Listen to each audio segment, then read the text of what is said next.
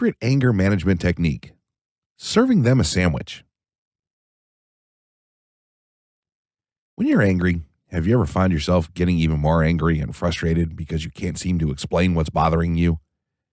Do you feel like the other person isn't really listening to you, or that they're not trying to see things from your point of view?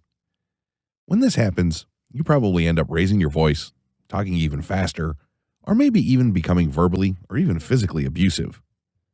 Unfortunately, this makes it even more difficult for the other person to understand you, and because you're now verbally attacking them, they don't even want to try anymore. Or do you go to the opposite direction and just try to keep all your anger bottled up inside? It's not worth the hassle of trying to get someone to understand you, so why even bother? The whole problem with that is that eventually, like a balloon that keeps filling up with more and more air, eventually your anger will explode. However, if some of the air is periodically released from the balloon, the pressure is relieved, then it never reaches that point of explosion. In the same manner, if you use assertive communication to get your point across, you'll avoid having your anger explode too.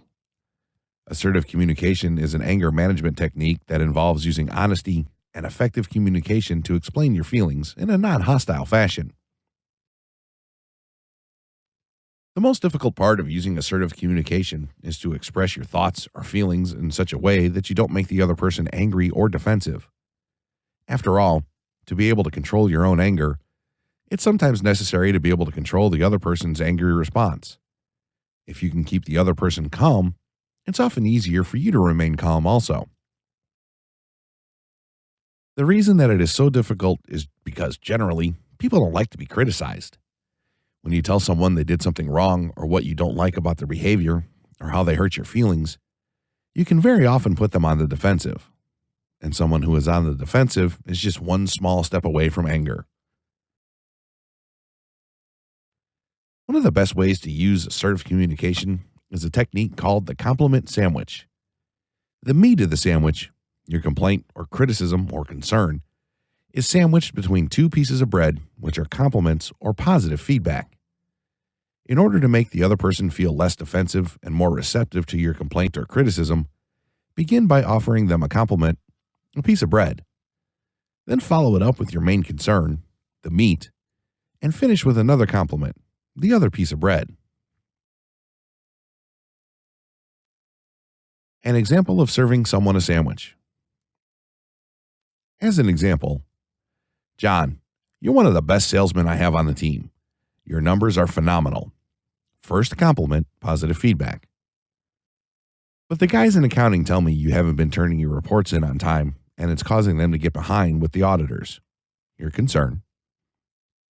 I'm sure you've just been busy with all your new clients, and I just wanted to let you know the guys in accounting could really use your help. Second compliment, positive feedback. Now, of course, you could have gone at it in an entirely different manner. You could have cornered John in the break room in front of several other employees and let him know just how angry you were that the auditors have been calling you at home every night looking for his reports. And then John would have gone on the defensive because he feels he's already working his tail off by getting you all these new clients. And eventually, one or both of you would have ended up exploding and possibly even losing your jobs. But as you can see by this example, the compliment sandwich made it possible for an important message to be conveyed in a non-hostile manner. Neither party is on the defensive, no one has any anger bottled up and waiting to explode, and a positive outcome will be the result.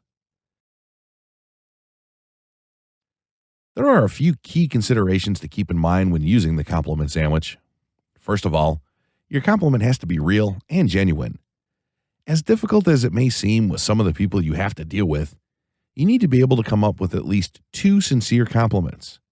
You may have to think on this for a while, but there are generally at least 2 nice things you can say about a person. Your compliments should also be related in some way to the message you're trying to convey. For example, I complimented John on his increase in clients.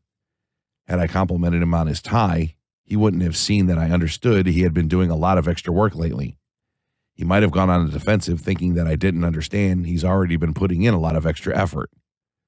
It's also necessary that your compliment be related so that it doesn't sound contrived. I wanted John to know that I appreciated his hard work, but that I still need to have his reports in on time.